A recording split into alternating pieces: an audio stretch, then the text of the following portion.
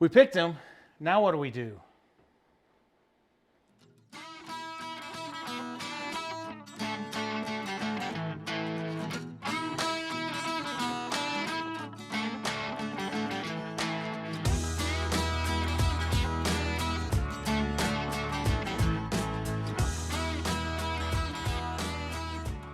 Hey folks, welcome back to the Rockin' Sea Homestead. My name is Lance. I want to welcome you to our channel. As you can see, we have a whole bunch of herbs out in front of me. You know, last year, Mars and I, if you don't know, I'm going to do a little story time here. So if you guys don't know, if you're new to the channel, well, thank you for coming along. If you haven't already subscribed, there's a button right down here. Come on, ring the bell, all that fun stuff. But for those that don't know, Mars and I, we moved out to our homestead a couple years ago, almost 3 years now.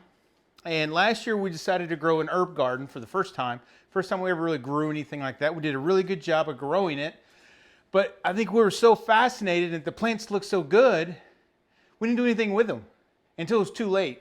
So this year, not only do we want to grow good looking plants, we want to make them usable. So this year, I am cutting with abandonment a couple times already this year, but we wanted to bring you guys along on one of our harvests that we have here and show you what we do with them. And we're going to have a little 3-part series, I do believe, on how to preserve these. One's going to be on how to dry them, one's going to be how to freeze them, one's going to be how to preserve them fresh so you can use them in your house, in your kitchen for the next couple weeks. This one's going to be how to use them fresh right now. So we got some garlic chives, some thyme, some chocolate mint, some onion chives, some spearmint, some lemon balm mint, and rosemary, sage, and oregano. So earlier, last couple weeks, we pulled out all of our basil that we had ready to go. If you guys haven't caught that video, we made some homemade pesto. I'll put a video clip right up here at the end of the video. You guys can check that out. So these are the herbs that we're working with, and we're going to get these kind of sorted out, make sure all the good parts are all together, and then we'll wash them, and then we'll come back and teach you guys how to dry them.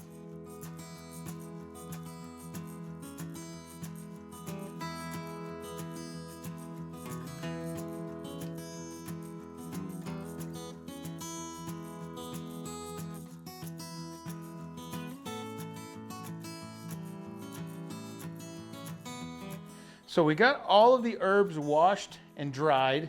The salad spinner comes in handy. You can kind of wash it in there and then really get these things spun out and dried really well with this thing. Not only is it good for lettuce, but it's good for some other things as well. So if you guys are interested, I'll put the link down below in the description if you guys want to check that out. But so far we got all of them laid out. This is the last part that needs to be dried.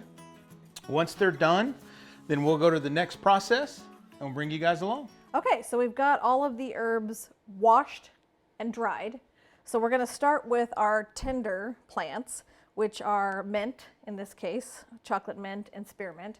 Other things that fall into this category would be basil, parsley, and dill, cilantro. We don't have any of those. So the only ones that we're going to use fresh using this method are our chocolate mint and our spearmint plant. So we've got a couple of mason jars. I think any glass jar would probably do, or container would probably do. We're going to pour about 1 inch of water into the bottom of each of these. Okay, there we go. All right, we've got the chocolate mint kind of already prepped and ready to go. That means we've kind of pulled off the smaller leaves down here at the bottom. So now we'll go ahead and just put these in here. What I've read is you put them into the water like a bouquet of flowers. So that's what we're doing. Gonna make sure the stems are all touching the bottom. They are. Looks good. All right, then I'm going to go ahead and label this bag so I can tell the difference between my two mints. This one's chocolate mint. I'm going to put the bag over the top of the jar. There we go. I'll have to read my writing upside down, but I can handle that. There we go. We got that. Seal that right there, and then that will go right into the fridge like that and should last for 2 to 3 weeks in the fridge in that configuration right there. So we'll do the spearmint the same way. Haven't already pulled the bottom leaves off of the spearmint, so I'll pull a few of those off. The idea being you don't want those leaves hanging down in the water.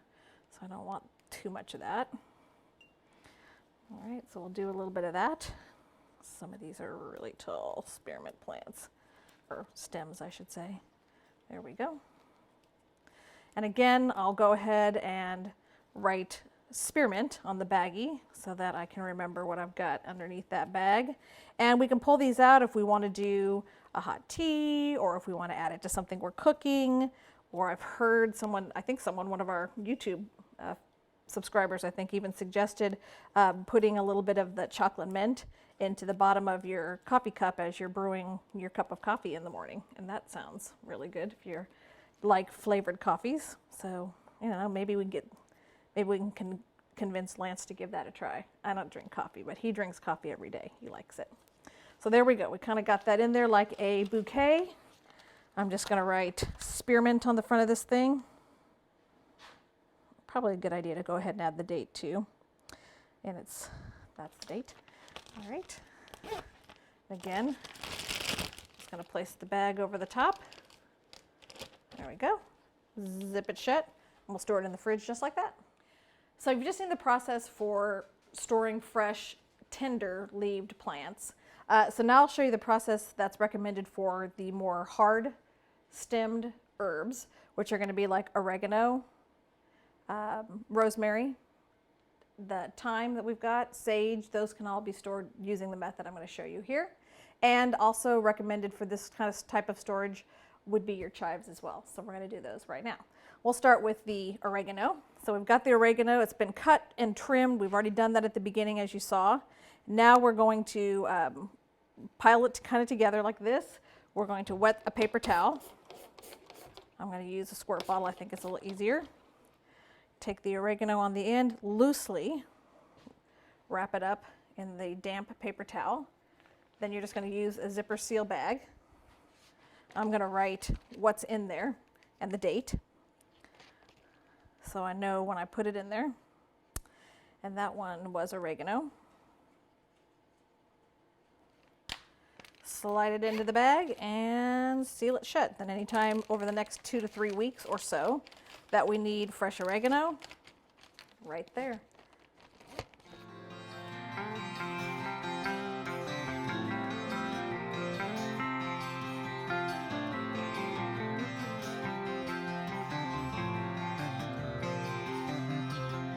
So we've got them all wrapped up and bagged.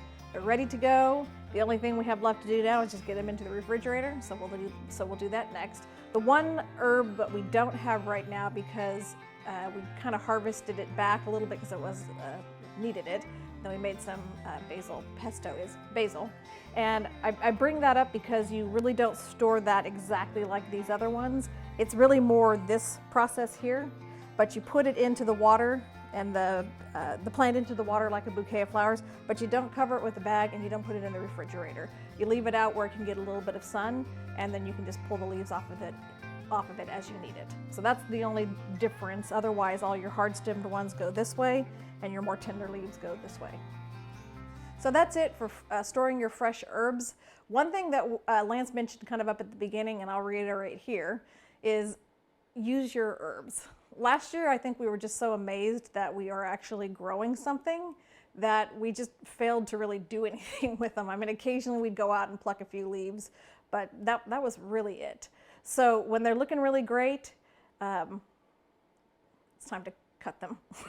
And it's really hard to do that because if they look great, it seems counterintuitive to cut them. But in this case, you should cut them.